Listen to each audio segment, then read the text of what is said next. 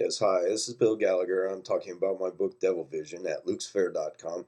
Luxefaire.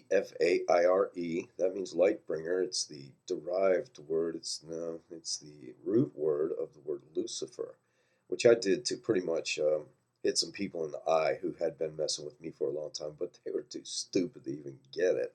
So anyway, I got stuck with that moniker online. It's been there 10 years, maybe 12 years now. It's not a big deal, except for the fact that a lot of the people that are left reading in this world really don't have great comprehension to what they're reading. But I'm just happy for them to be reading because there is precious few of them doing any of that anymore, especially among the Fox News party, the American TV party. Their sole source of information seems to be that television, and that's not a good thing. That is not a good thing at all. My book, Devilvision, addresses all this and more, much, much more. There's about 11 chapters there, I think. I'm pretty sure there's 11 chapters. It's been a while since I've been there. That take the reader through succinctly and quickly, and interestingly, I hope, through the attack that's been going on here in America against the people of the United States. Because our forefathers, our founding fathers, had the gall, presumption, and most of all, intellect to set up a system that was really hard to corrupt.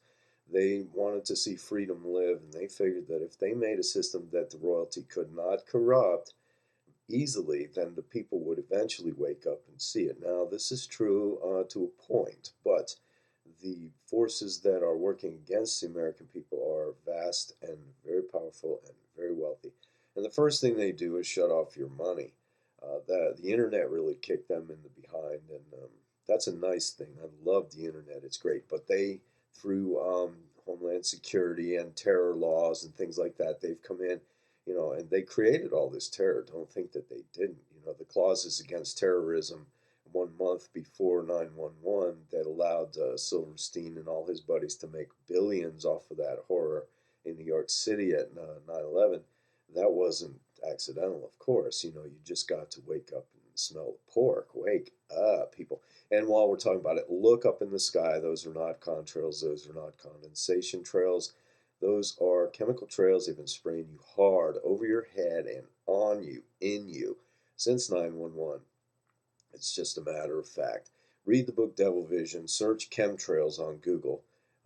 You'll see. You'll see. Even if you don't really have scientific comprehension that's up and above that of a slug, you cannot mistake the fact that there are things being sprayed on you daily. Now, you can't see it when it's sprayed above cloud cover. You can't see it at certain times other than, but there's plenty of times, believe me, where it's blatant. You watch the plane spray the trail and watch it spread into what's called the broadcast canopy, all the antenna therein on it. This is Tesla technology that was hidden. It could be very beneficial, but it's being run by madmen who have visions of grandeur, delusions of grandeur. They want to make themselves into little tin gods, and they don't want anyone else to know.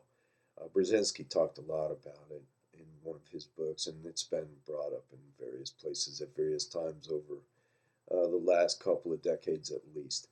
Um, in the book Devilvision, I cover a lot of facts that point to the idea that America's under attack and has been under attack since at least the end of the last Civil War.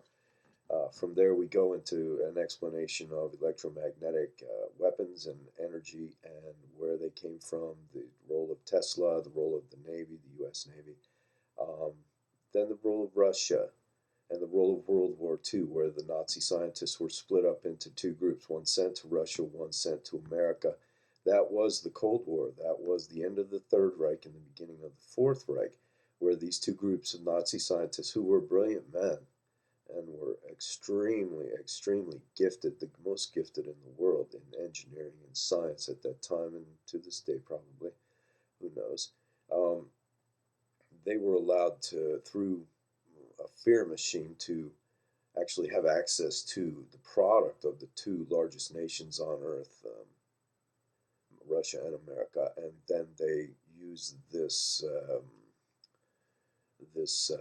war, this Cold War is what it was, to build the Fourth Reich.